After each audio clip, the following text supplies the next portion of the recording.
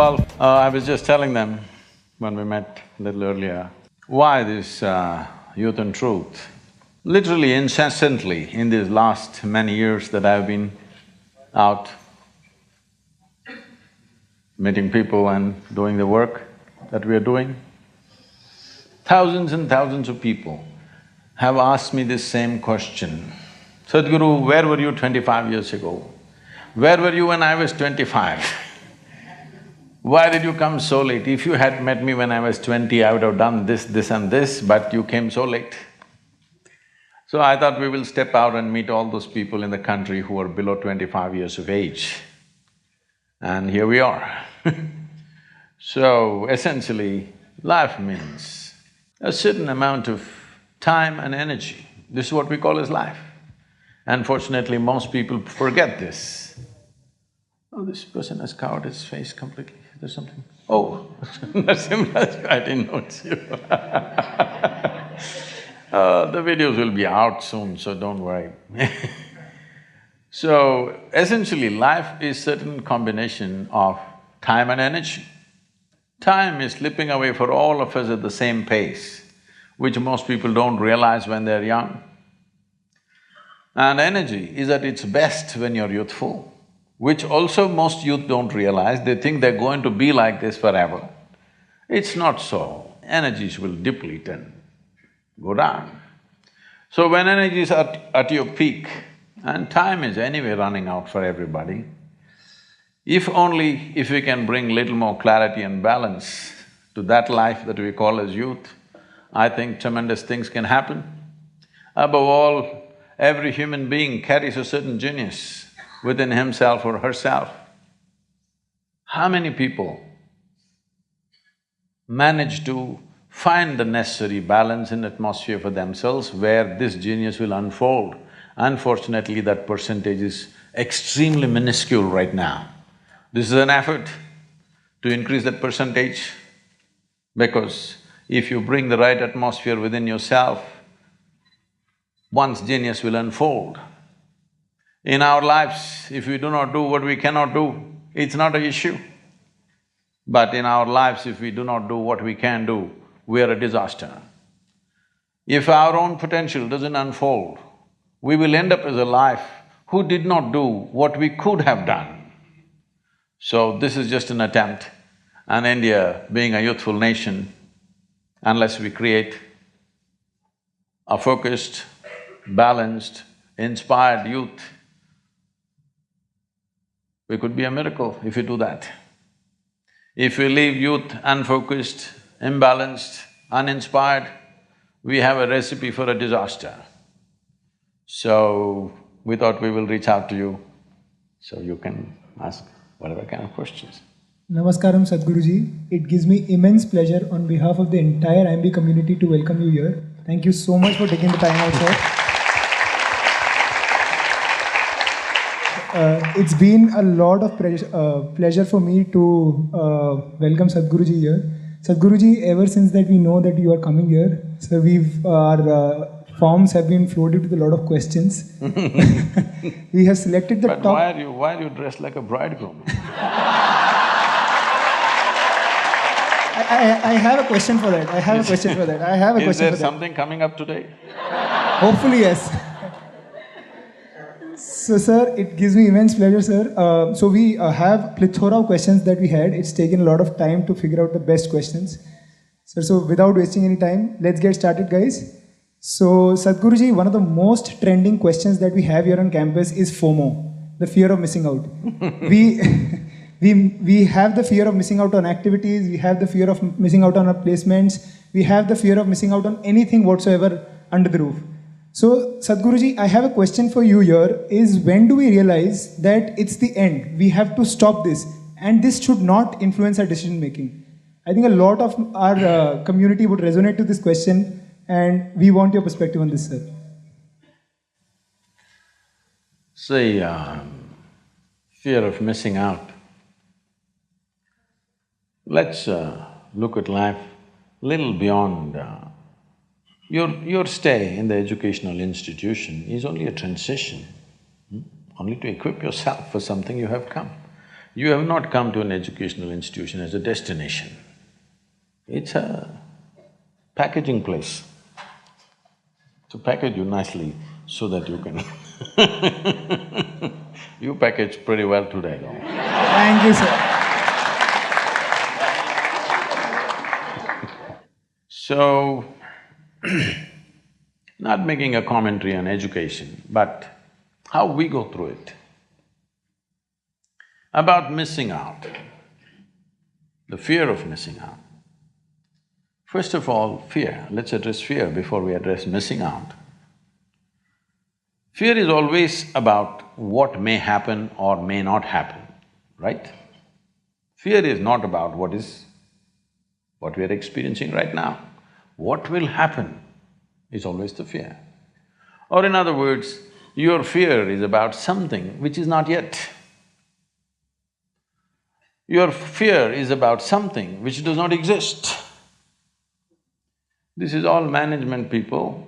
If there were somebody from a psychiatry department, you could have asked them, if I have fear about something that does not exist, what is my condition? They would have a title for you. Yes, NIMHANS is close by, I think. We can always consult, that is also a premier institution. We are suffering something which doesn't even exist. Yes?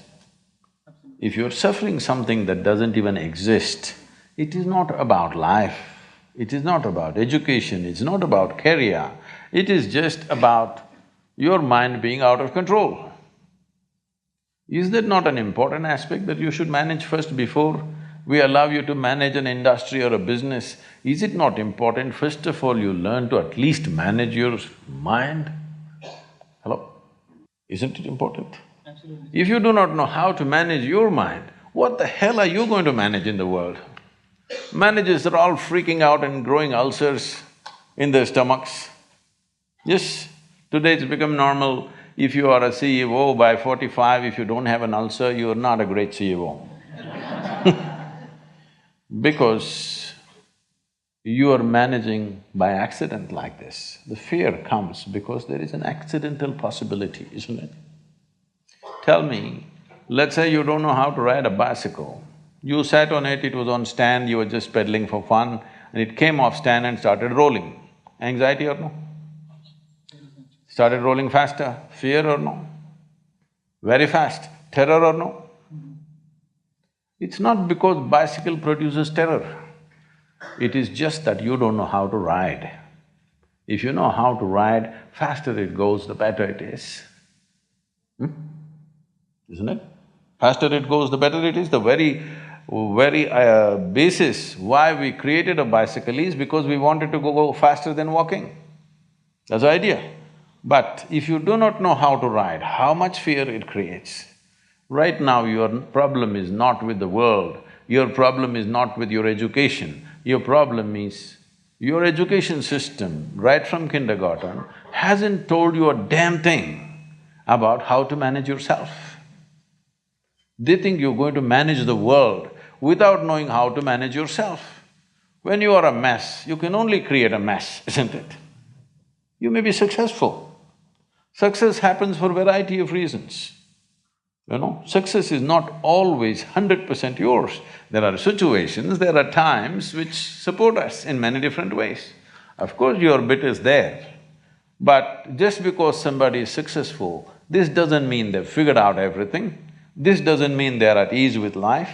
This doesn't mean their life is in some way fulfilled. No, because today our idea of success is just doing little better than somebody else. You doing little better than somebody else means, and you're very happy about that, what it means is you're actually enjoying other people's failures. If somebody enjoys another person's failure, I call that sickness, not success. What do you call it? Hello? I enjoy that you failed. This is sickness, this is not success, isn't it? Unfortunately, this is how you're going. This is the reason why human potential is not unleashed. Because if you're racing with a lame person, you're just happy you're one step ahead of him. Only when you meet Mr. Bolt, you understand who the hell you are. Yes? Till then, you think you are a great runner because the other person doesn't have legs. So it's very important that there is nothing to miss out in life. Life is happening to all of us. Question is only, if I miss this party, am I missing out something? If I miss this examination, I am missing out something. If I miss this job, am I missing out something? This is simply because right now, who you are is not internally managed, it is externally stimulated. You're still in a very controlled campus, a very beautiful campus you have, I have to say, wonderful campus. And you're in a very controlled campus atmosphere. When you step out into the world, if you leave it to the people to decide what happens within you, they're going to drive you crazy in no time. Here it's all managed for you, you're not managing this. It's managed for you, what should happen to you, what should not happen to you, somebody else is managing it. When you step out on the street, if you leave it to other people's hands that they can decide whether you're happy or unhappy, you're going to be miserable for sure because they're going to do many things. What happens within you must be determined by you, isn't it? And anyway, why are you copying people? Most people don't know what the hell they're doing. This happened. Shankaran Pillai joined Pentagon, he was working in Pentagon.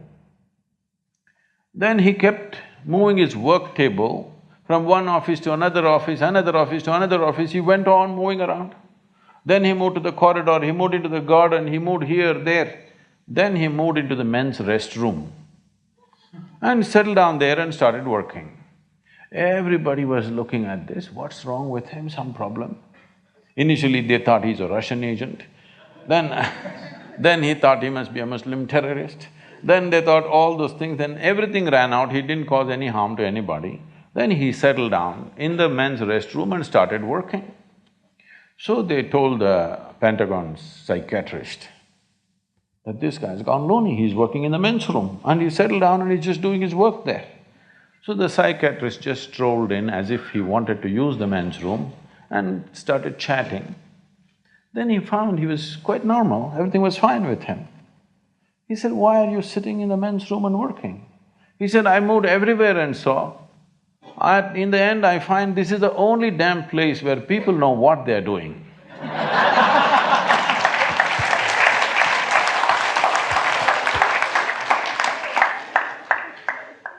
Thank you, Sadhguruji.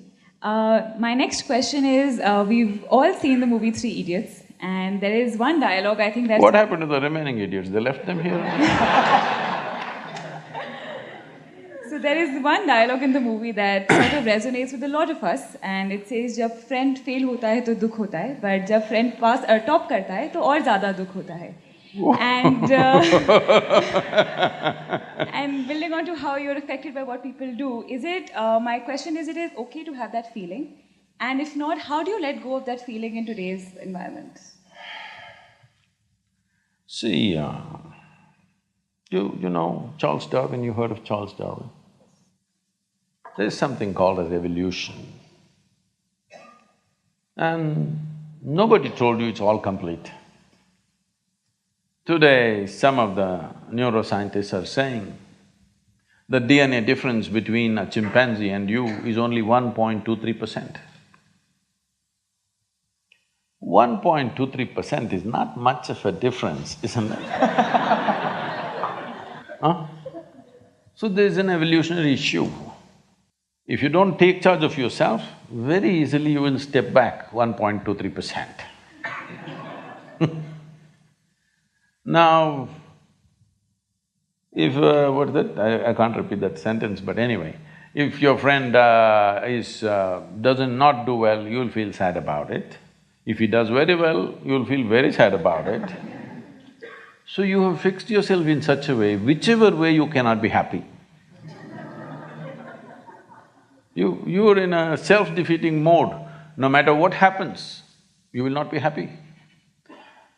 If you want to understand what I'm saying, you go and stand out on one of the main streets in Bangalore city.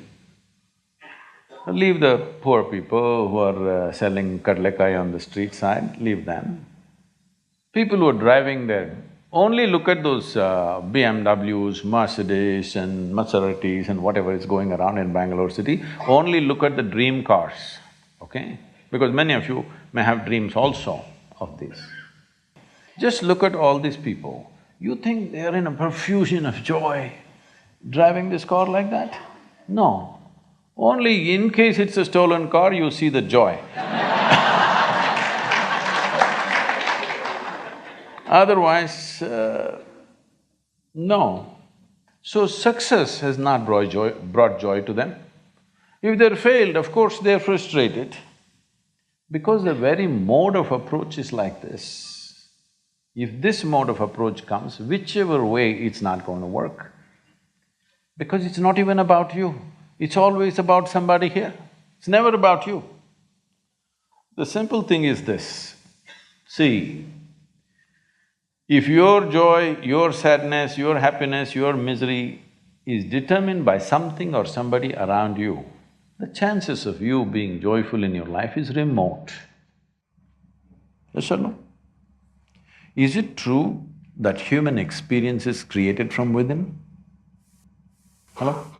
Hello? I'm asking all of you. Is it true that human experience, joy or misery, agony or ecstasy, madness or sanity, everything is created from inside? At least if you're a manager, if you're going to be a manager, at least what is happening from within you must happen your way. Because essentially management means having situations the way we want it. Yes? Management means what? Having situations the way we want it. Well, if the world is not happening your way, at least this one must be happening your way, otherwise what kind of management is this? Here there's only one person, huh? Here there are 1,000 people, they may not listen to you, they got their own stuff. But here there's only one person, at least here what you want must happen, isn't it?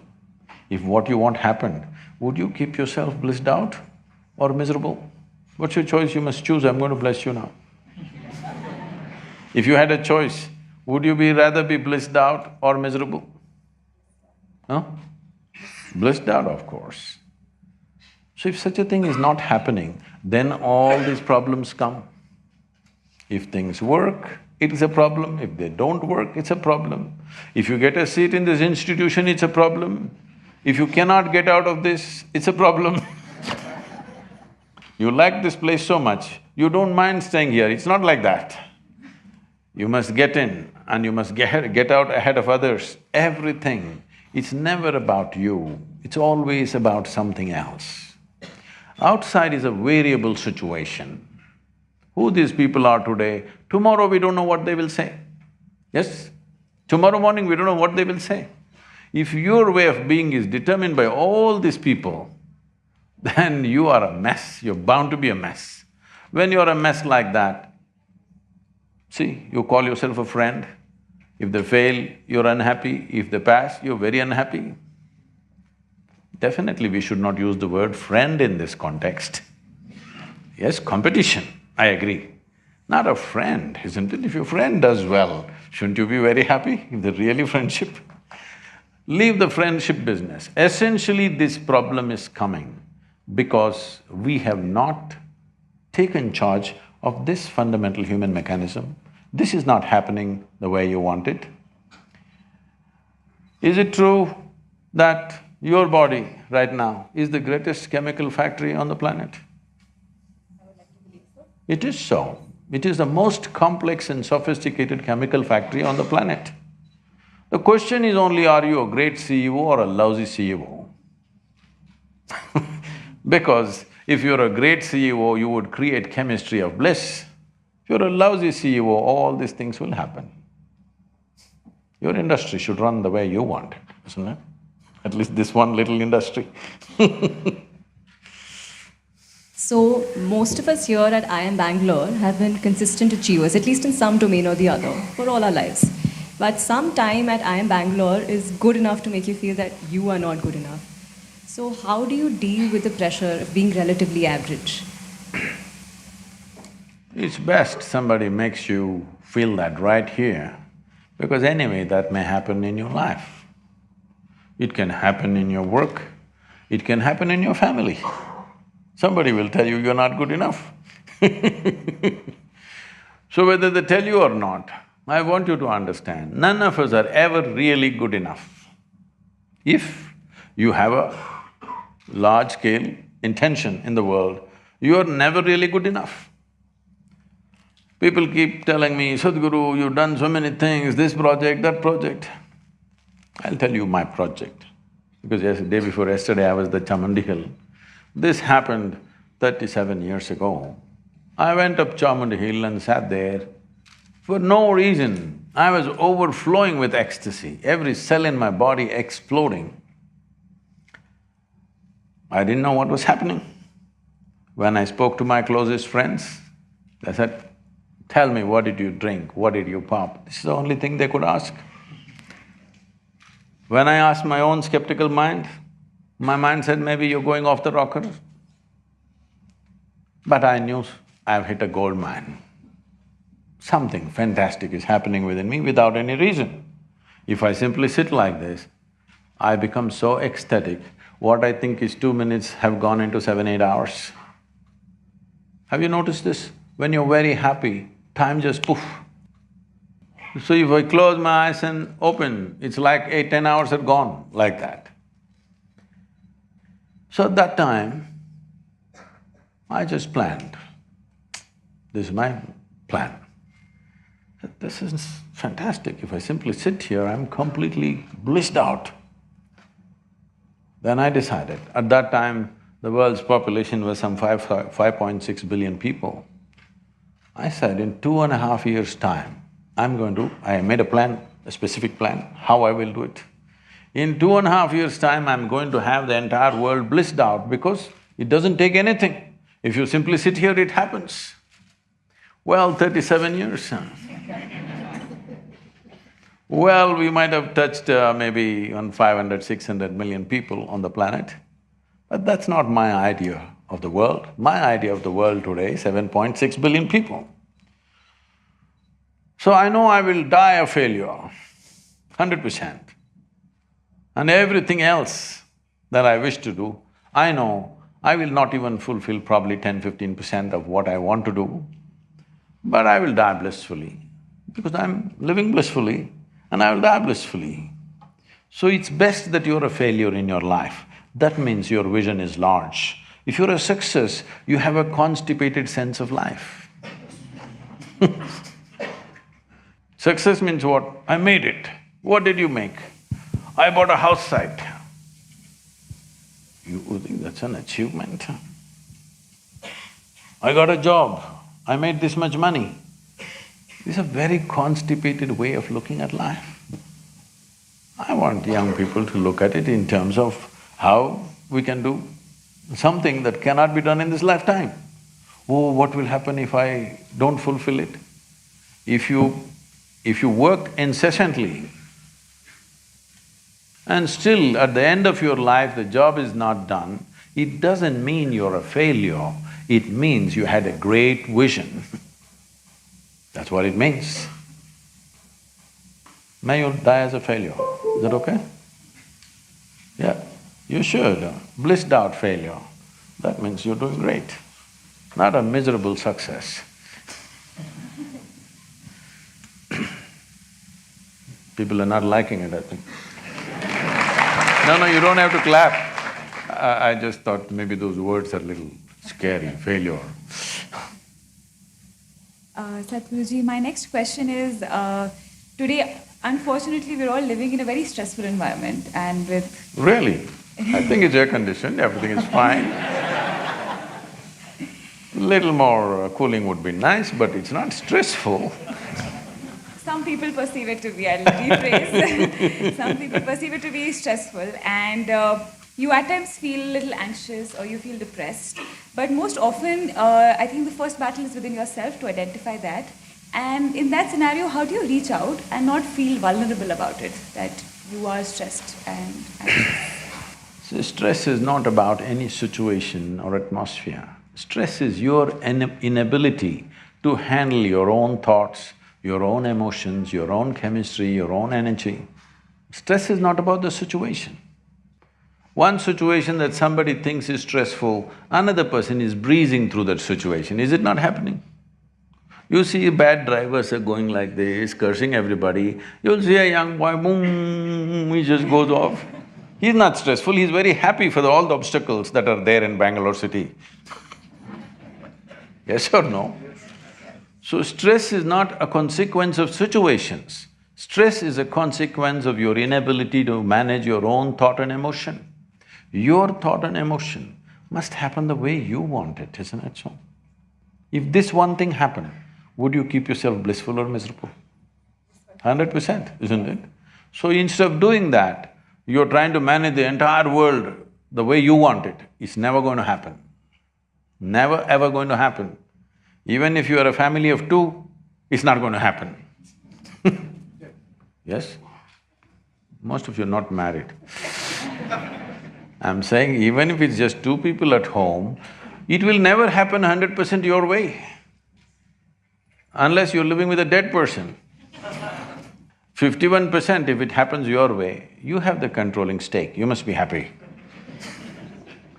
100%, nobody will live with you, isn't it? Nobody will work for you, nobody will live with you, nobody will be around you if you insist 100% my way. I'm glad the world is not happening your way, because if everything happened your way, where will I go? Little bit your way, little bit my way, little bit somebody else's way, this is how the world should be. But this one must happen my way. There's no other way for this one. This one must happen my way. If this one person happened your way, you think you'll be stressful? Right, sir. So now I have a very trending question that everyone wants your perspective on. Sir, how do you know that the person you are with is the right person for you? Whoa, popular, huh? It was in the top of the lot. Can I tell you a joke?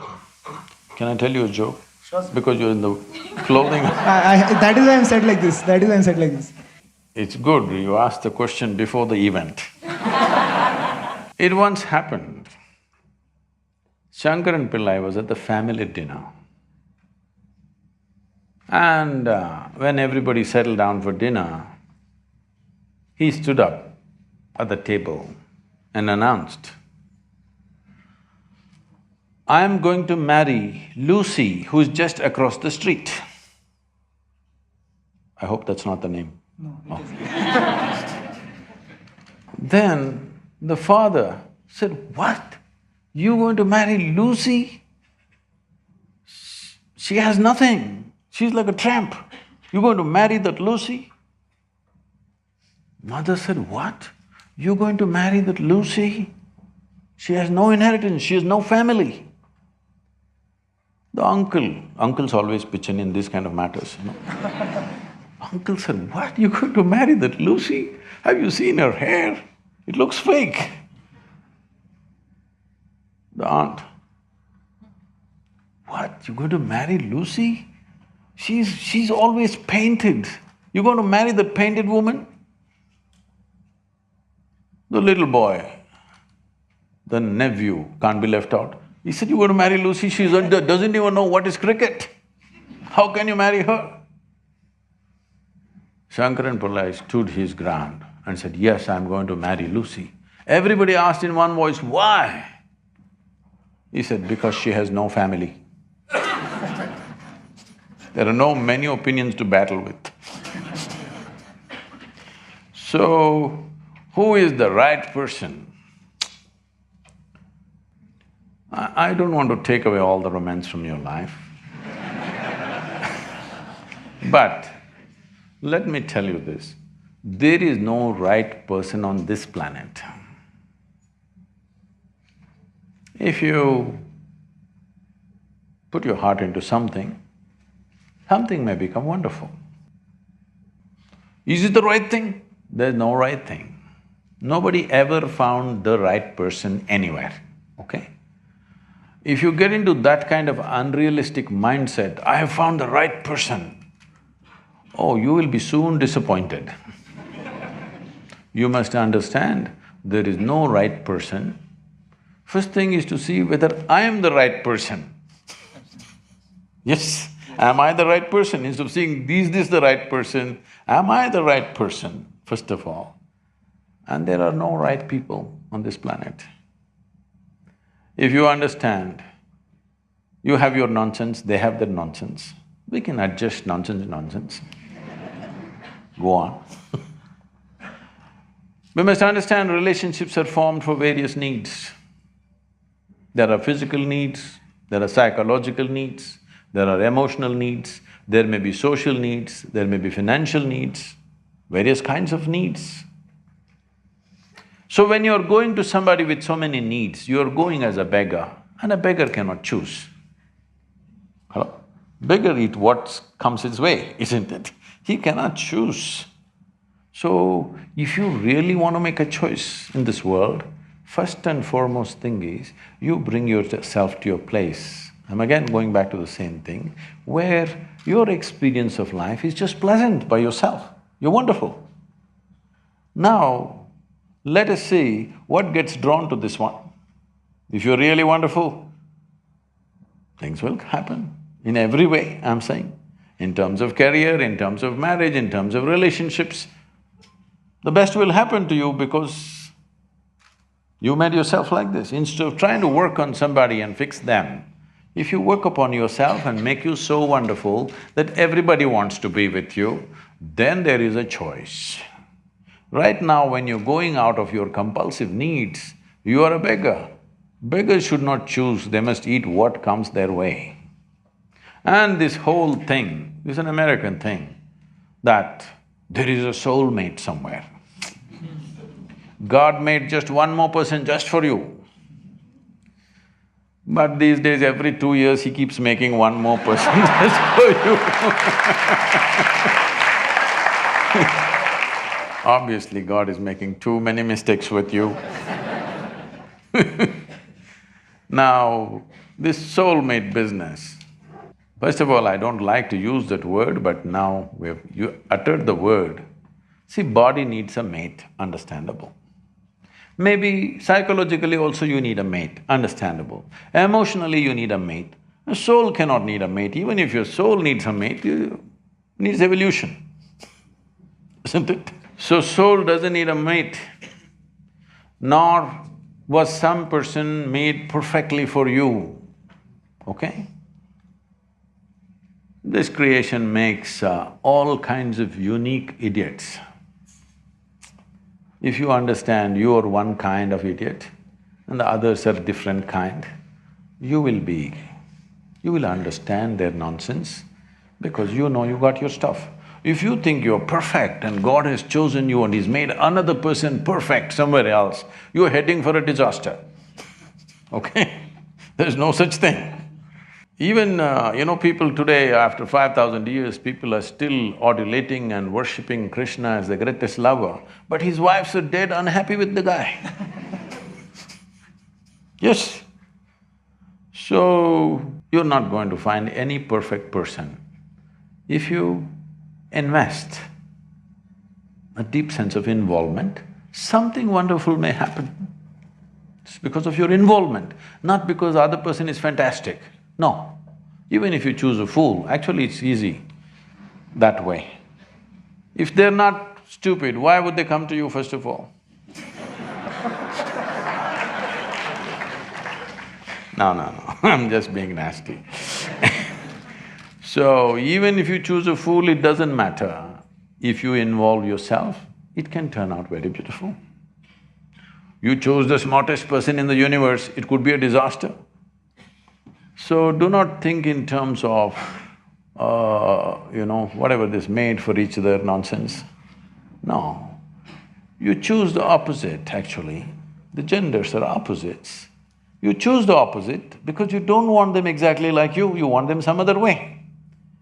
The reason why a boy is attracted to a girl and a girl to a boy is because they're different. But after some time, after a little bit of time, you slowly start expecting they're just like you. This is a serious mistake. Because if one more person becomes just like you won't be able to bear with them for 2 days. Hello? Please tell me. There's one more person just like you at home, could you live there? You're glad they're different.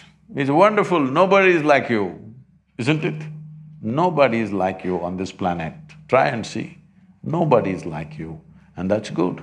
Don't look for sameness, not necessary. It's a difference which makes the… Because of the difference you tango, not otherwise. Sadhguruji, then in that case, when we… what I understand is then we should not find similarities of ourselves to someone else. Then why do we have role models? Role models? People keep asking me, Sadhguru, who is your role model? I tell them, I don't roll with the models.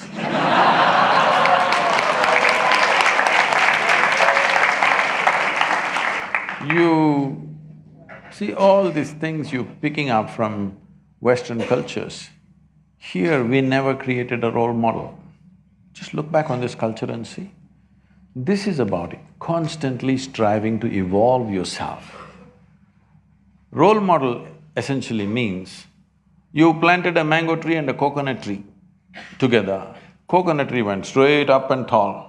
Mango tree saw, oh, I need to be like him, and chopped off all its own branches and left one like this. This is going to be a lousy mango tree. Yes? You don't need a role model. The thing is, we are trying to drive people, young people especially, with either carrot or stick. Offer them something, otherwise beat them a little bit. This is like being a circus monkey. You want the circus monkey to do tricks, you give it a banana, it will do trick and again it'll sit like this. Again you have to hang another banana there, otherwise it won't do. Don't become like this, all of you especially. I see, I'm not saying about this institution, across the world I've spoken in every business institution. I see it's become so unhealthy. Everybody is thinking, what will I get, what will I get, what will I get, what will I get? Very few people are thinking, what can I create? What the hell are you going to get at the end of your life anyway? We'll either bury you or cremate you, that's all you will get. Which one do you prefer? Because sometimes you even get fired for that reason. Once happened, Shankaran Pillai got fired from his job. See, I'm just telling you because you're in a school right now, here they can't fire you generally, unless you do something totally wrong probably. But outside, small things you can get fired. As market economy grows and multiplies, people can get fired just like that. Shankaran Pillai got fired just because he asked a simple question, smoking or non-smoking? Why for such a simple thing a man must be fired? But what he was supposed to ask is cremation or burial. So, what is it that you're going to get at the end of this life? You will get nothing. The only thing is, did you live an intense and involved life? That's all you have. What have you got? What have I got? What have you got? What have I got? This is rubbish. But this has got, particularly into business schools, this has gotten big time. In United States, business school, nobody is thinking of anything. What's your first salary? The previous batch, what did they get the first salary? I must get little more than that. This is all. Because everything has become goal-oriented. There's no significance for the process. We have business events every November. I think some shots were there of Ratan Tata and others. All the major leaders, business leaders in the country have come. Every year we have 200 CEOs who go through 4.5 days of training called Insight. Last year, one of this, somebody who was running a reasonably major multinational company said, Sadhguru, we pick the best from the IIMs and IITs in the country, and we keep paying them more and more year after year. But you don't have single IIM here. I said, I all have only school dropouts.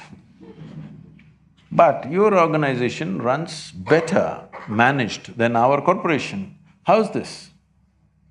I said, see, this is all it is. You guys are goal-oriented. You want to get somewhere. Here, people who are working for me, they don't even know where to go. They don't even care where they go. All they know is they're absolutely devoted to the process. Right now, what they're doing, they're so absolutely devoted to it, everything that's there in them is coming out in that single action. This is all a human being can do. Either you're doing your best or not doing your best, isn't it? You may not be able to do as well as somebody, but the question is, are you doing your best in every moment of your life? For this, you need devotion. I'm specifically using the word devotion because devotion means people think going to the temple or church or mosque or whatever is their destination. No. You tell me, has anybody in any field of activity, either sport, music, art, business, spirituality, politics, whatever, has anybody reached any significant states of achievement without being devoted to what they're doing? Have they? Has anybody gotten anywhere, I'm asking? Mediocre nonsense they've done, they maybe got more and more salary, but they did not do anything significant. So you have to decide whether you want to live a mediocre life or you want to live an intense, beautiful life. Because life is only in its experience, in not what you possess. Life is only in the way you experience it, not in what you have. What you have will mock at you after some time.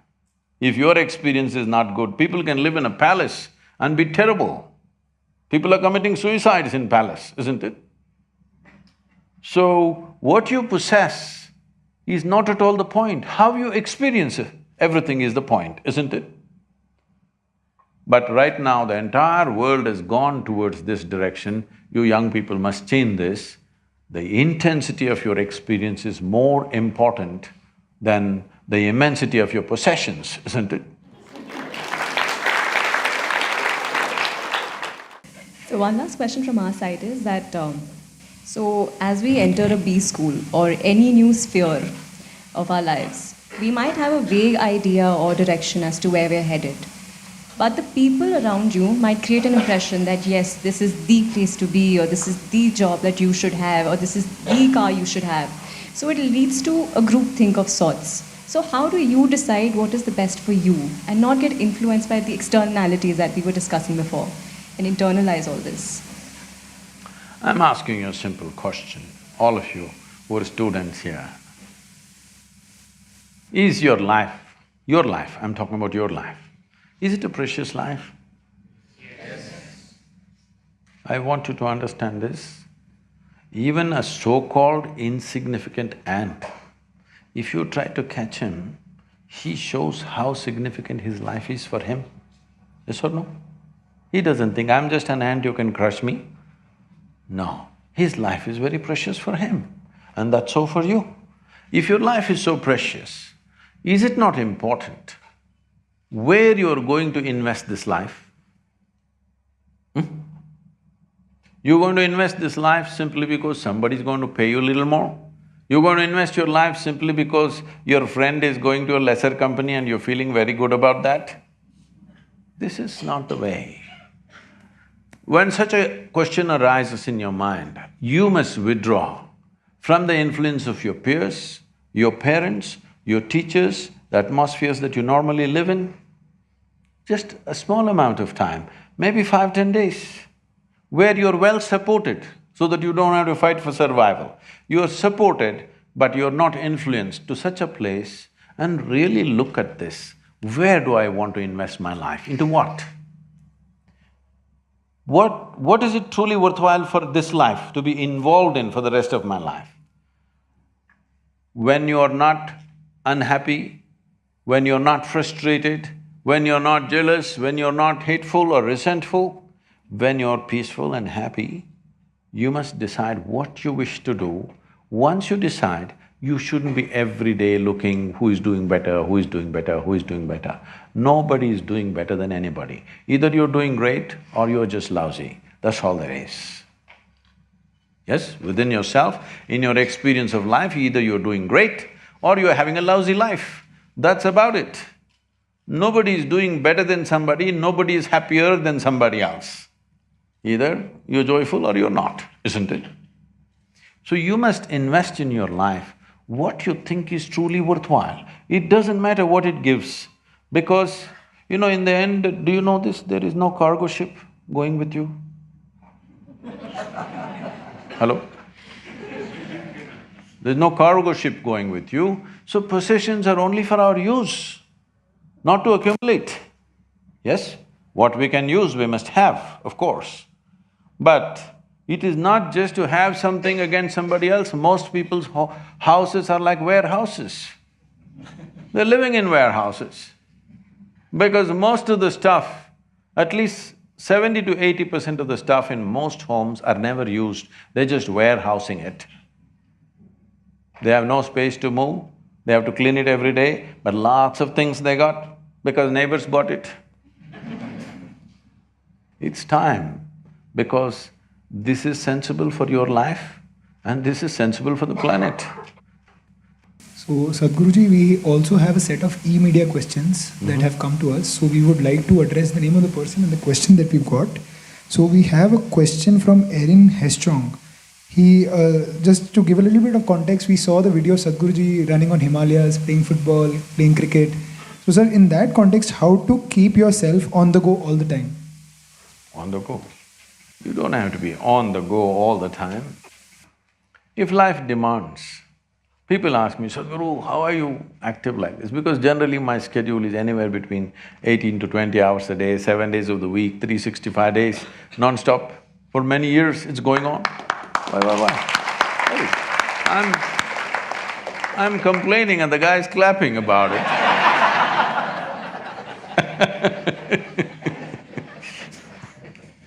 So people keep asking, how do you keep yourself like this, how do you do this? See, I'm essentially lazy. It's just that the situation in the world demands action. Left to myself, I would close my eyes and simply sit. I'm made like this, if I close my eyes, I can sit like this till I fall dead. Really. I have really no need for action, I'm not trying to keep myself busy. There's a lot to be done, so you're doing. People ask me, Sadhguru, what's your dream? What is your dream? I said, my dream is the day I'm unemployed, that's a great day. Because if I'm unemployed, it simply means everybody is doing fantastic. What more do you want? Dream fulfilled. So, action is not something that you decide. You just decide your intent. Action, the world will decide how much of what. I'm, at these economic forums and stuff, I'm at the World Economic Forum. This guy, from one of the business schools in Harvard Business School, one professor comes, oh, you're that amazing tree planter. I said, no, I'm not a tree planter. He said, no, you planted those millions of trees. Yes, I did, but I'm not a tree planter. Asked me, then what do you do? I said, I make people flower, not plant trees, but I'm planting trees because the goddamn trees are missing where they should have been. Where they should have been, they're not there. It's like this. Two men were working on the street. One man is digging pits, behind him another man is coming and closing and going. Somebody else was driving by, they saw this ridiculous activity. One guy digs the pit, another guy closes the pit. So they stopped and said, hey, what are you doing here? Why are you guys working like this? One guy digging, another guy closing. They said, no, the in-between guy has gone on leave. He's the tree planter. He's not there, we're doing our work. So lot of people are doing work like this. I'm doing my work. You have no work on this planet. If the planet needs work, if the world needs work, we will do it. Otherwise, why should I think this is my work? Sadhguru, what's your mission? I said, no mission, I'm just fooling around a bit. Because you have no business to have your own mission. Life has its own mission. In some way, if you can assist and serve that, that's about it. What is it that you have your own mission? Are you some kind of a tyrant? All missionaries are tyrants in some way, unknowingly. Yes, those who think they have a mission. There is no mission. What is needed you do, especially when you study in a business school and get certain competence to manage things or create things. You must create what is needed, not create some rubbish and push it on them. Yes? Yes or no? You must see how to make life better, how to solve situations which are problematic to a whole lot of people. You must look for solutions and solutions for the existing situations. And of course, there are experts who go on creating new problems. So you will never be short of problems, believe me. You just have to create solutions, not go on a mission mode. That's for Mussolini. Sadhguruji, Shilpa wants to know, I think, and we've been discussing this for a long time, that you shouldn't set a goal, you should enjoy the process. But how do you be less goal-oriented in life and follow your passions? And also, aren't her passions also a goal? See, less goal-oriented means what? Have a goal and not get there? Or have a small goal? What is it? Less goal-oriented. See, what you're calling as a goal is a consequence, isn't it? If you're only focused on the consequence and not on the process, then your consequence will just be an unfulfilled dream in your life, just a desire which will be unfulfilled. Only if you conduct this process right, consequence will happen. Maybe not necessarily the way you thought, maybe it'll happen in some other way. But the consequence is bound to happen, isn't it? If you're conducting the process right. It's like growing flowers in your garden. If you want flowers in your garden, you don't have to do flower meditation. You don't even have to think of flower. Probably you don't even know what flower will come out. But you need to think soil, manure, water, sunlight. None of them look or feel or smell like flowers. But if you handle them right, flowers will happen. This is how life works, this is life's process. If you do not engage in the life's process, if you do not figure out what is the life's process, then you will only desire. Desires are very exhilarating to have in the beginning. Later on, that's what makes people frustrated. If you just look at people's faces, I'm not making any commentary on any people here, I'm saying just look at people's faces in the world. Look at your own face when you were 5 years of age, your face was like this. Slowly becomes like this. After this event, get a little more and more sober. Slowly, the way people are walking, I'm afraid they may scratch their chin on the floor. It's becoming so long. I was addressing a group of people at the Princeton University. I just looked around, there were about 350, 400 people, all of them. Especially in the universities, they have extra long faces. Maybe it's the weight of knowledge. I just looked around, only about 4 or 5 young people who were sitting there, they were little lively. All others like this. If I tell them a joke, they agree with me.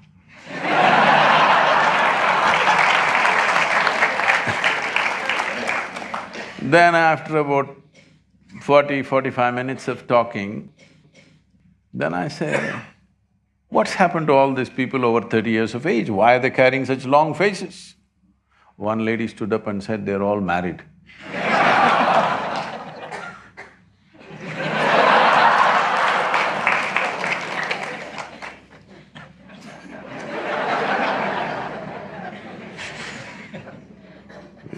So this question is from Satish. He says that I am not able to decide my profession. whether I need a job or should I carry on with the business. My father and society affect my mind, and now I'm at the stage of nowhere. How should I know what I'm really for? I think we already answered this question in a certain way. You need to see what is truly worthwhile for this life to be invested into. It doesn't matter what it is, it doesn't matter what they think. I think to cure you of this disease, one thing that we need to do is socially, we need to do something in this country. In this country, we have this problem, one profession is in the sky, another profession is here. Yes. This needs to go. It has to happen that an electrician, a plumber, a carpenter has to be on the same level as a doctor, engineer and whatever else. Can I include your thing also? The manager. Only because we kept them so low, we have such low skills in those areas. Today, in India, you have carpenters. If he fixes a door, if you close it, you can't open it. If you open it, you can't close it. You must check the men's room, whoever is the carpenter, he's just removed the bolt and everything so that I don't know if it's intentional or that's the way it is So I'm saying we have such carpenters. I must tell you this, I've been telling this to a lot of people because this came into my memory once again because I started riding motorcycles. Those were times when I was riding, crisscrossing India without any destination, simply. So sometimes I ride 3 days and 3 nights non-stop. This was something that, I kind of managed within myself doing certain things that without sleep, riding for 3 nights and 3 days. So this is one night, full night I have ridden early morning. I'm somewhere in Madhya Pradesh, Uttar Pradesh border. I stop for a cup of tea and maybe something to eat. Normally I handle my own motorcycle because I'm always on the road. I don't want to trust that with anybody else. But I've just ridden the whole night and stopped here at a dhaba. Next to that I saw a garage, Mubarak Mechanical Works. So, handwritten board. Then there was a strapping young youth. I said, hey, why don't you tighten my chain, because it's a simple thing. Motorcycles, chains become loose of riding. So I said, all you have to do is take off a link and tighten it a bit. I said, why don't you do it for me? So this guy came out with tools. The tools in his hand were a chisel and a hammer. I looked at this and said, okay, and I kept my tea and I came. I said, wait, before you touch my motorcycle. I went into his garage to see. The only tools he had in the garage was chisel and hammer. He does everything with this chisel and hammer. But after he's done the job, nobody else can do anything with it anymore. So there's a whole lot of people in life that they're conducting their life like this. They got just one instrument. Right now, this instrument, unfortunately, is called intellect. Somebody is using it. If I ask you a question, do you want a sharp intellect or a dull intellect? You must choose, I'm going to bless you. Sharp or blunt? Sharp. So essentially, your intellect is a cutting instrument. It's like a knife. It slices through things. It dissects things and shows you a few things. But dissection is not a way of knowing entire life. I really want to know you, Shashank. Can we dissect you? If we dissect you, will we know you? We may see your heart, kidney, liver and spleen, but we won't know a thing about you because you won't be there. Yes? Yes. Maybe by including you, maybe by embracing you, I may know something. But by dissecting you, I will not know a thing about you, isn't it? So right now, you're using this you're a single instrument mechanic. For everything intellect, a human being has many layers of intelligence, many dimensions of intelligence. But we have created an education system where intellect is the only thing that is regarded as intelligence. This is a cutting instrument. With a cutting instrument, If you try to do everything, no wonder. Suppose with a cutting instrument you try to sew, you will leave it in tatters, isn't it? That's all that's happening to life. Why every simple thing is a problem and a question is simply because we are using a cutting instrument to do everything in our life. There are other dimensions of intelligence, especially if you want to manage, let's say, 1,000 or 10,000 people in your life, which is what management means. It's very important, other dimensions of intelligence are on. With intellect, somebody who comes in front of you, you will try to dissect this guy and understand him. You'll make all the wrong conclusions. You must have a different dimension of intelligence and insight that if you see this person, you know what to do with him and what not to do with him. If this much sense doesn't come into you, with intellect if you go, you can talk a lot of management, but you won't be able to manage much. If you do manage much, you will get ulcers. You won't joyfully manage anything because when you do something that you're not competent to do, it will give you hell, isn't it? Hello? If I give you just 5 balls and ask you to juggle, it'll drive you crazy. Suppose this is the examination for you this time. If you want to pass your MBA, you must manage 5 balls juggling. You going to pass? It'll fall all over. What you're not competent of, if you try to do, you'll go crazy. So don't try to do something, don't try to elevate your activity. See how to elevate this. See, if you scale up your activity without scaling up this one, you will suffer activity immensely, isn't it? You don't try to up the activity, you scale this up, world will bring the activity to you. But nobody wants to invest time to scale this up. You must scale this being up. Don't worry, where is my job, where is my thing? The world will come to you. They have to come to you. If you are at a certain level of elevation, you think the world won't come to you? They will come to you. They cannot miss you. But instead of that, instead of scaling yourself up, you're scaling the activity and going crazy about doing activity. Even with education, I'm saying, don't try to understand and grasp and all this nonsense. There are ways to into deeper dimensions of intelligence within this. See, when I say deeper dimensions of intelligence, to put it very simply, what did you have for breakfast, Shashank? Ragi dosa. Okay. Ragi dosa. The boy is becoming Kannada. Ragi dosa doesn't look like you, doesn't feel like you, doesn't look like any human being, isn't it? But you eat ragi dosa, it goes inside. Over 3-4 hours' time, it becomes you. Isn't it so?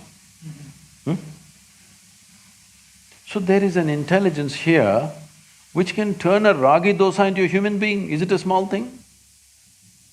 Is it a small phenomena, I'm asking? You've taken this for granted?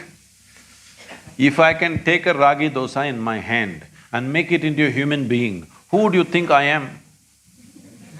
Hello? God. Creator himself, isn't it? But every day you're doing this, but unconsciously. This is the human predicament. Whatever you are unconscious of, it does not exist for you, isn't it? Right now, look at the back of the hall, there's a huge dinosaur. Don't turn back, please. There's a huge dinosaur, such a big animal. But you are not conscious of it, it doesn't exist for you, isn't it? Such a huge animal, but you are not conscious, it doesn't exist. Similarly, right here, the very source of creation functioning, an intelligence which can make a ragi dosa into a human being exists right here, but you are not conscious of it, it doesn't exist for you. If it was somewhere and you did not see it, it's okay. If it's within you and you did not see it, this is a tragedy, isn't it? Hello? When there is such a dimension of intelligence which can turn a piece of bread into a human being, should you not delve into it in some way? Should you not find a way to dip your hands into it? If a drop of this intelligence became a conscious process within you, you will live magically, not miserably, never. And you don't have to worry what to do, what to do. World will come and ask you to do all kinds of things when they see you are elevated. So when you're young, this should be the focus, how to build this human being to a place. Not just how to get to that place. That place is only a social place, it's not existential, isn't it? You are a CEO of a company, it's only a social thing, it's not existential. But when you are elevated as a life, it's existential, it stays with you. Whatever is needed in that time in which we exist, we will be able to do it because we have the necessary altitude within us. So now we are done with our set of questions. Now we would like to open the floor to the audience to ask Sadhguruji their questions. So who would like to… Where are the volunteers? The mics? I would want to start with this little girl. She had approached me that she wanted to ask you questions, Sadhguruji. So just could you hand over… Yes. Whoa, hey, don't floor me with some difficult question, please. Kept that as a surprise. You can stand up, please. Let them see you. Actually, many parents in India, they have tension about their child about fees, 1 lakh, 2 lakh, how shall I pay this? Then I'll become a beggar. What shall I do?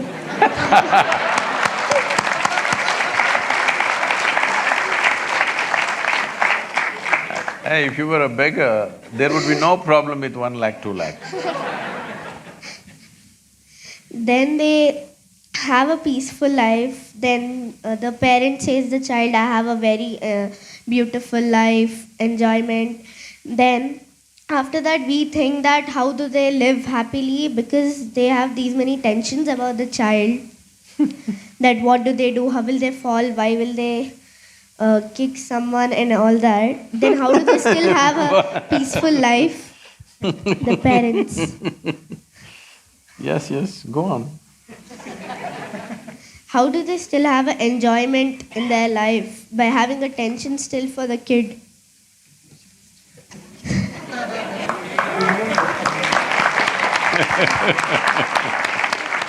Some parents manage to forget about their children for some time. That gives them the respite. You are something. So, see, what's your name? Sanjana. Sanjana, I want you to observe not just your parents, just observe people around you. Just watch them carefully.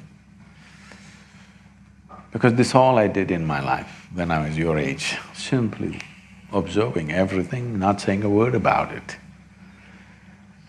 If you observe people, you will see, today we are creating a world. Toddler means they have, you know, the napkin problems. Adolescent means they have puberty problems. Middle age means it's a crisis. Old age, terrible. Tell me one stage of life that people are enjoying. Those who are poor, suffering because they're poor. Those who are rich, they're suffering the taxes. Those who are not educated, they are suffering because they're not educated. Put them to school, enormous suffering. That's what they're saying, tension in the B school. And those who are not married, they're suffering. Get them married. Say, I did not say anything. They're saying it. No children, they're suffering. Give them children, constant suffering, which you are saying. Tell me one damn thing that people are not suffering. Everything. So somebody comes out with a philosophy, life is suffering.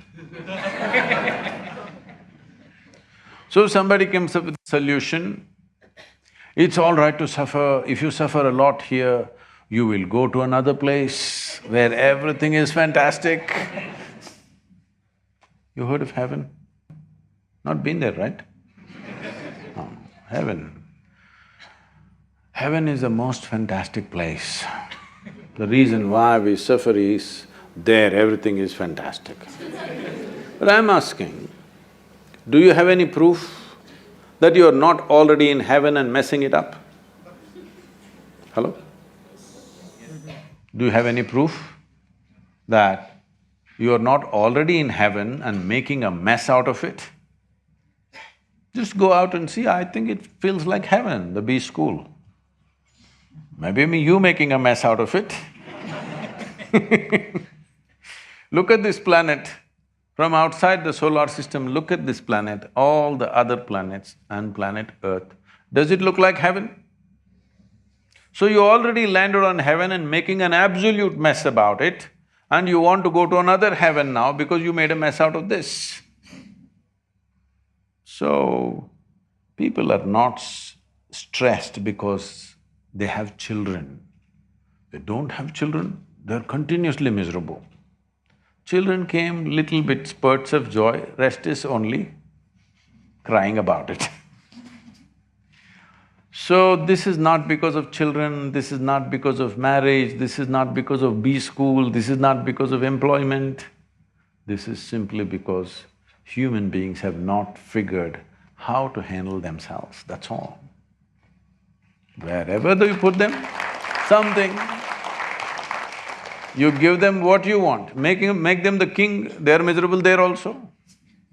Yes? Yes or no? People have become risen into very high positions, still miserable or no?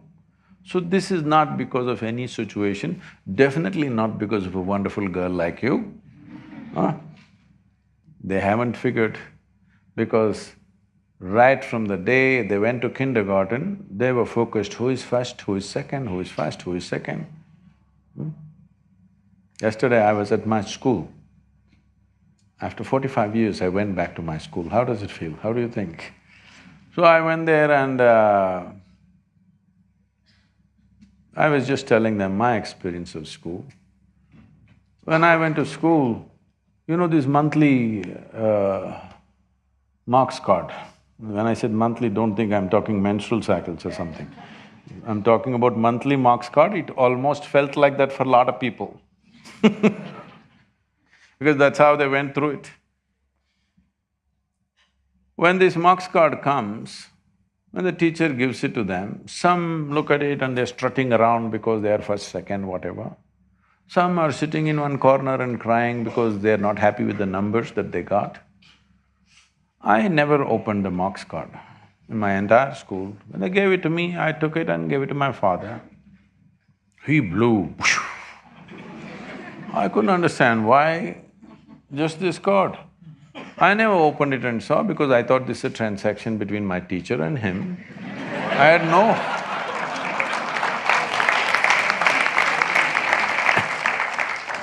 had no interest in it whatsoever. So I never bothered, but I always saw it. My father is a well-educated, intelligent man, but it disturbed him. For 3 days he blew like a volcano. Looking at this yellow card, they always give a yellow-colored card. Still like that? So, I was wondering, 3 days volcanic experience he's having. Why I'm saying this is, we have set this kind of things. We can't change the entire system tomorrow morning, but we can change ourselves, how we handle this, isn't it? Why is it so important that you have to be ahead of somebody? Why? Why is it so important? Is it not important your life should be beautiful? You must be joyful, you must be wonderful, you must explore your full potential. Is this important? Or you want to be better than somebody sitting next to you? Well, if what's sitting next to you is a piece of dung, you will be a little better dung. Yes? That's not how life should end up. So don't blame yourself for anybody's suffering. They're like that, they're practiced, just…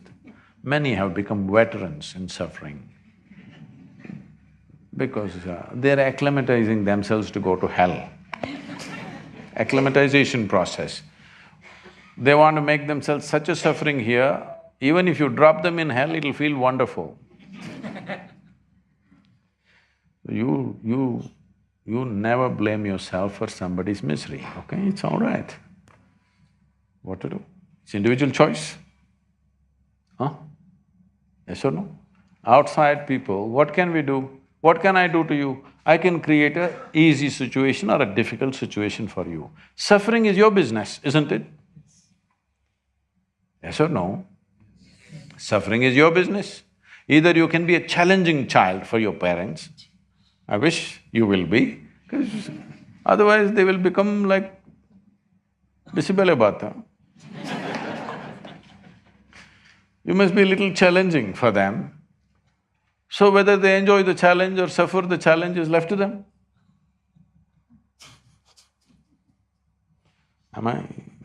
Is it okay? Because what I see is, it doesn't matter how many arrangements you make, those who suffer anyway suffer, isn't it? Just see the Western countries as an example. What everybody is dreaming of, or what even people don't dare to dream here, an average American citizen has. You think they're all bursting with joy? All the arrangements have been made. You think they're bursting in joy? No, misery. 42% of population over 45 is on, psychiatric medication. So this is not joy for sure. Even mental health is not being managed, because just making external arrangements is not going to fix this life.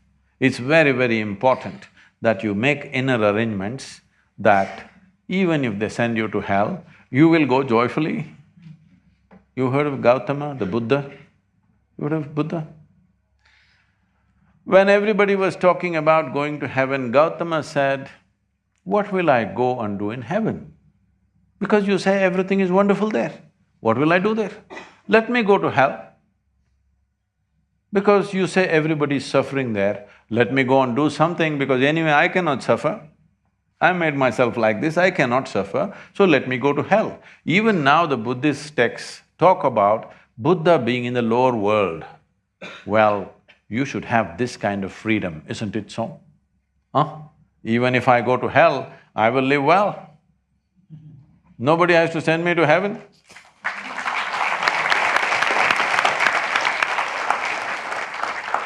You can go to the next question. There, please, if possible. This is a cricketing country, you can throw it, he will catch it. So my question is, we students sitting over here are among the top percentile in the country in terms of education that we are receiving. Yet all of us are wondering about what jobs we will get, we just want the best campus placements over here. If that's the scenario with all of us and we are not willing to take risks and have become risk averse, from where will the jobs come for the country when we are not thinking about starting our own ventures, our own startups, our own firms? So we also have our NSR cell here which incubates startups in IIM Bangalore.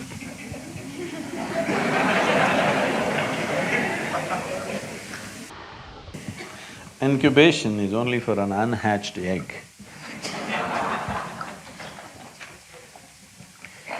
Now, see, India is a developing country. Is that so? What a developing country means is, so much is still undone. Many things to be done.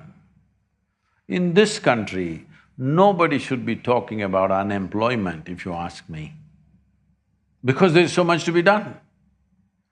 Now the problem is, you want only that certain kind of job where you will get the maximum pay without doing the needed work. Yes.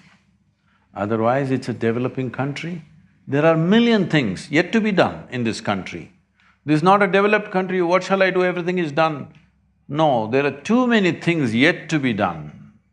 So, if you have a working brain and a seeing eye, if you look around, there are 1,000 things to be done right around you, isn't it? So, I don't think you should be looking in terms of campus placement. The word placement sounds like you're in a hospice. This should not be the attitude of the youth. What are you going to lose if you take a risk? I'm asking, what are you going to lose? Your friend may get into McKinsey, is that it?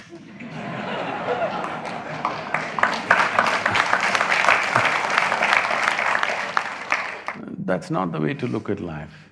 There is so much to be done in the world. If you have the brains and the guts to do something, there is so much to be done in this world, isn't it? Particularly in India.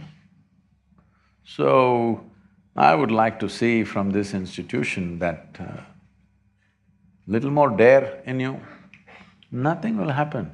You're not in that condition like the little girl expressed, even she's not that, if I don't do this, I will fall on the street, I will become a beggar. No, that will not happen to you. Are you sure about that or no? That will not happen to you. But if you're enterprising, you think the world can stop you? No, the world will put obstacles in your way. Either you can see them as obstacles or you can see them as possibilities, always. Where there is a problem, there is a possibility, isn't it so? Hello? Yes. Wherever there is a problem, there is a possibility. That is, if you start looking, what's the solution for this problem? If you just see the problem and you don't think beyond that a problem is a great possibility because if you solve this, that's it. There are lots of problems in our country. Please see how to solve it, that's what you should invest in.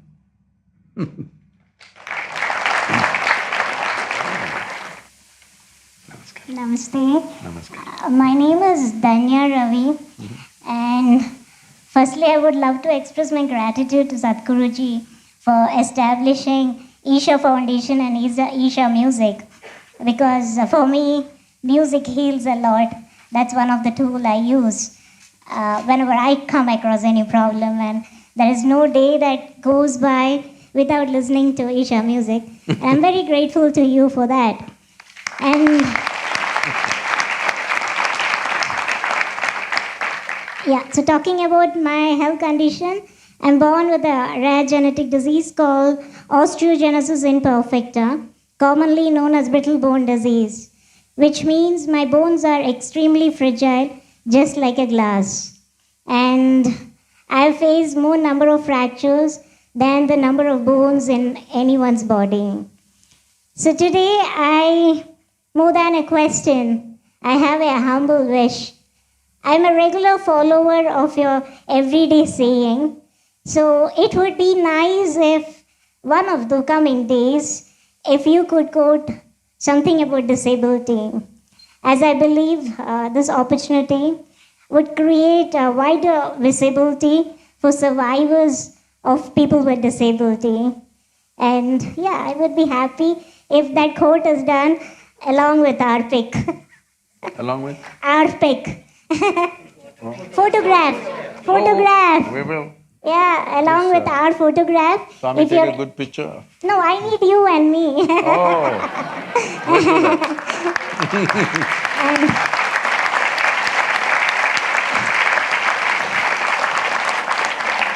Please, this is entirely for my request for this is entirely for spreading awareness about rare diseases, because it's only through awareness it can be controlled.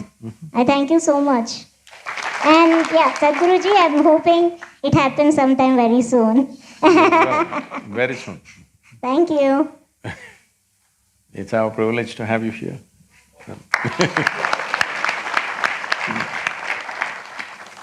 Well… With another question? Here maybe? Oh, sorry.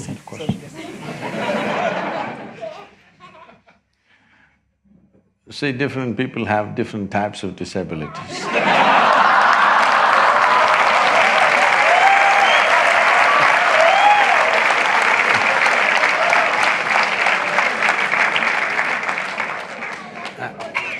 And I will do that, we will do that. See, life has come in so many forms, but societies have decided what is normal and what is not normal. But actually, if we compare every one of you who have all the four limbs intact and whatever, you compare to the next person, in some aspect of life, are you not disabled? If you run with Mr. Bolt, won't you feel like a cripple? Hello? With two good legs, won't you feel like a cripple? Yes. So let's not brand ourselves or anybody else one way or the other, because life has come in so many ways. You just have to respect that and do your best about it. Because it's a miracle in the sense, just now Shashank was talking about the miracle that he did today morning, that he makes ragi dosa into a human being. Isn't it a miracle? And this ragi dosa was made with the soil that we walk upon, yes or no? Just the soil which became food, and food which became flesh and bone. In such a phenomenally complex process, which we have taken for granted, unfortunately, certain things sometimes did not work the way we think it should be.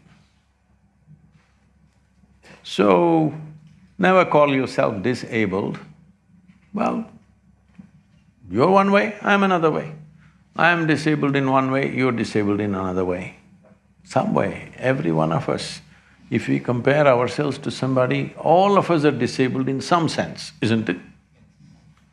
But see what an intelligent mind you have. Because of my disability, I am here today. Otherwise, the IIM people… And because of that, we're going to have a quote. I'm saying, bones are breaking, it's painful, unfortunate. But most people who are being labeled as normal, they are all breaking up their brains every day. Not bones, brains.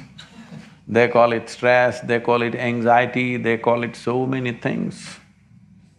But literally breaking up the brain, isn't it, in some way? The whys and whats are not necessary because we need to understand the physical form is a mechanical process. Sometimes things will go wrong with it.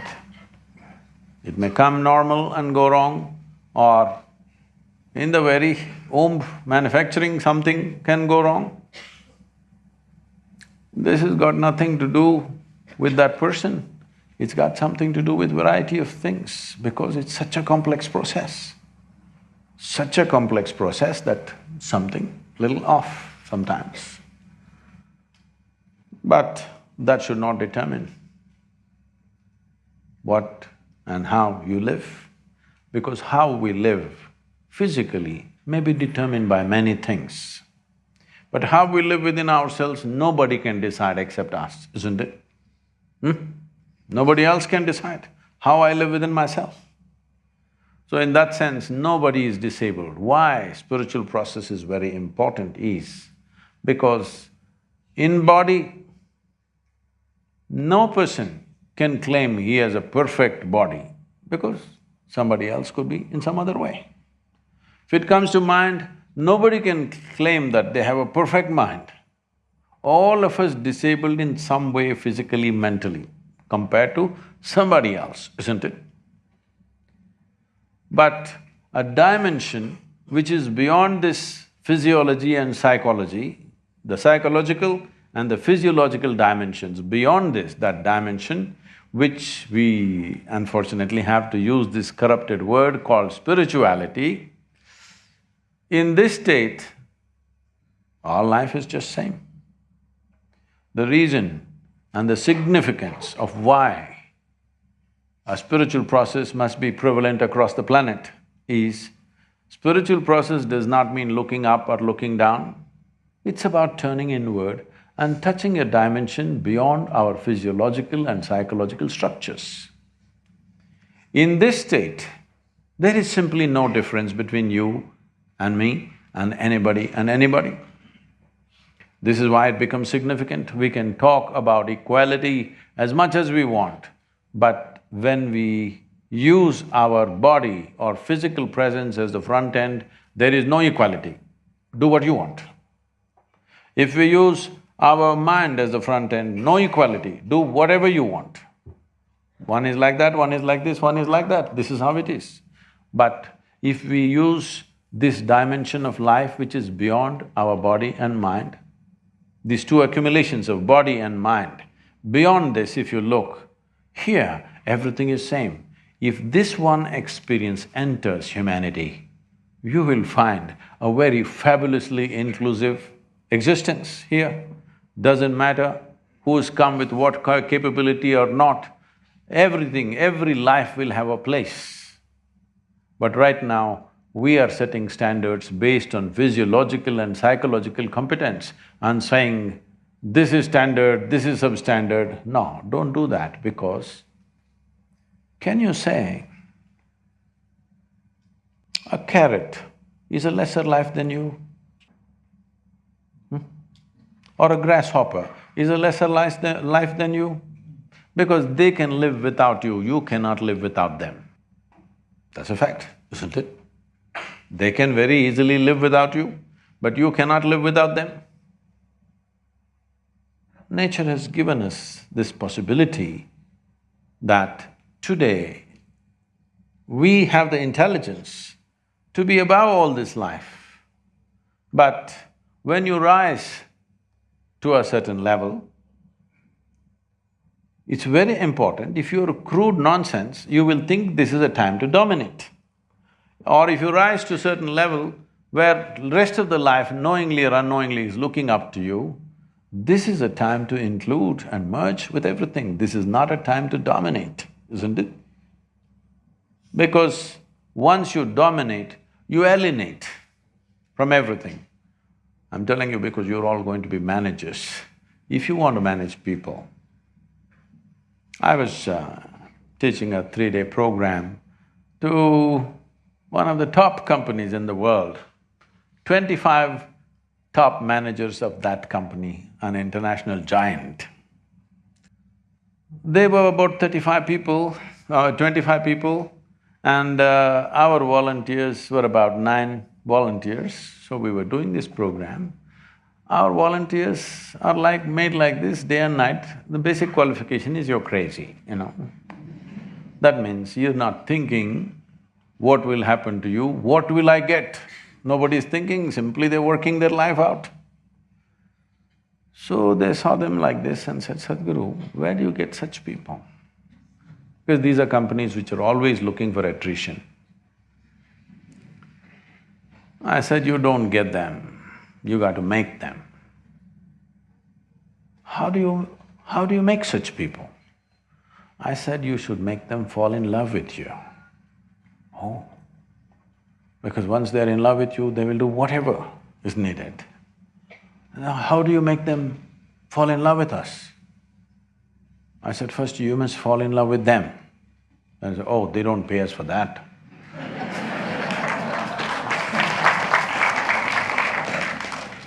So once you try to dominate, you alienate. Once you alienate, it's hell to manage people. It's hell. It's better you take sannyas and live somewhere alone. Because managing even one person when they're alienated from you is hell. In inclusion, management will happen effortlessly. So this inclusion has to come means human life or human beings have to come to at least a little bit of inner experience which is beyond body, which is beyond mind. Because when it comes to body, your body is different, my body is different. Do what you want, this will stay different. We will think it's different at least. As long as we live, Only when they bury us, we know it's all the same soil. When you compare mentally, my mind is different, your mind is different, do what you want, they will always remain different. But if you look at this as life, there is no such thing as my life and your life. This is a living cosmos. The question is only how much of life did you capture in this?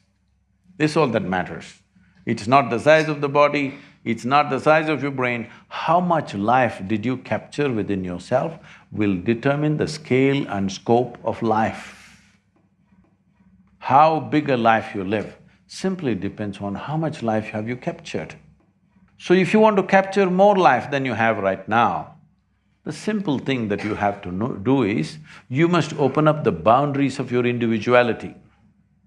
Your individuality is slowly becoming a concrete shell that nobody can break through. If you obliterate the boundaries of your individuality, then we say this is yoga.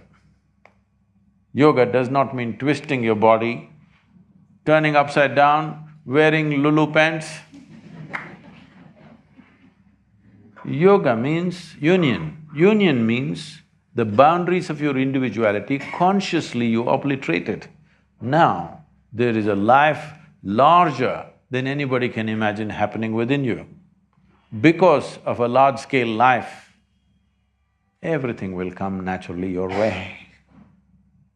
You don't have to go and set up your shop in a busy place. Wherever you set up, they will come. They cannot help. I must tell you this from experience. In continuation, we're talking, okay? When we want to set up the yoga center, I went and chose a place which had no road, which is just right next to the rainforest, and it's remote as it can get. It's a proper revenue land, but remote, nobody would want to go there. When I said this is where I want to set up the yoga center, we had a trust, Isha Foundation. Out of 6 trustees, 4 of them dropped out because they thought I'm crazy. They wanted to find a 5-acre plot inside the city or just next to the city, start a center where people will come. They said, nobody is going to come, this man has lost his mind. Well, today it's become one of the most prominent places in the country, in the world, actually.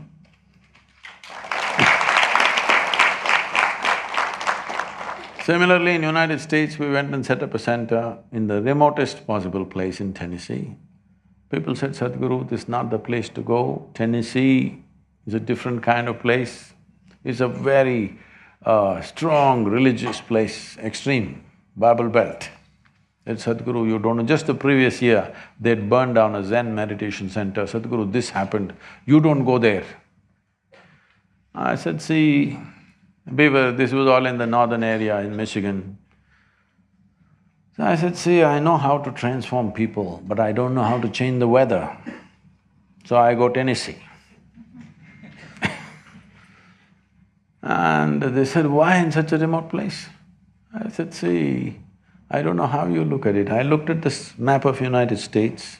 I drove across, crisscrossed United States just to look at the terrain and the temperatures and things. Then I said, this is the place.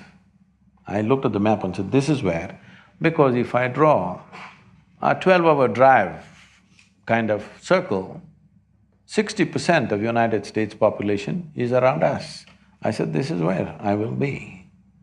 In the remote place, because it's so remote, we bought over 2,000 acres and today it's a buzzing center. Why I'm saying all this to you is because for a low-hanging fruit, you live a low-hanging life simply because something seems to be easy right now. But if you are very clear what you want to create, whether it's a business or an industry or you just want to make yourself… Above all, what kind of human being do you want to become? That's the most important thing. Don't start any enterprise or job, all these things are on the side. The real thing is, what kind of life will this become? This is the real thing, isn't it?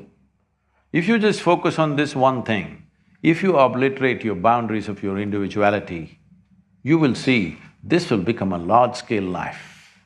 When it becomes a large-scale life, everything that happens around you will be of a certain scale naturally.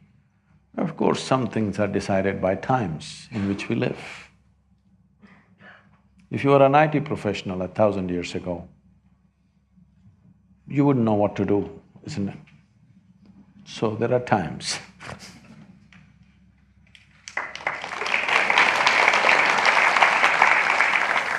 Namaste Sadhguruji. The question is that you have spoken about to live the life considering there's no goals. So my question was that how to experience the life like which you spoke till now. There are no goals and you have to just experience, you have to elevate yourself. So I wanted to know how to experience your life. So, how do I experience my life? You don't have to do anything to experience, experience is happening all the time, isn't it? The question is only whether it's pleasant or unpleasant. Hello? Is some experience happening right now? Experience is happening to you through five senses right now by seeing, hearing, smelling, tasting and touching. This is the way your experience is happening. If you observe this experience, it's not really reliable to know life. It's reliable enough for survival process, but it's not reliable enough to know because everything that you know through your five sense organs is only by comparison. That is why this whole business of comparing yourself to somebody, because senses can only know by comparison. You know what's light only because there is darkness, isn't it? You know what's big only because you've seen something small. So, everything is by comparison. When you know everything by comparison, it's all right for survival, but it's not good enough to know life. So about knowing life will not happen if your perception is limited to five senses. It needs to go beyond that. Only when that happens, your boundaries of your individuality are taken away, and that's when life happens in large proportions. I think you're trying to make a philosophy of what you heard, that's a big problem. Don't draw a conclusion. I came here to see that I can remove some conclusions in your mind so that you're an open life. But you're trying to draw a conclusion, what is the takeaway? No takeaway. Don't take away anything. Just walk out into the world little more conscious and alive, that's the thing. Thank you very much.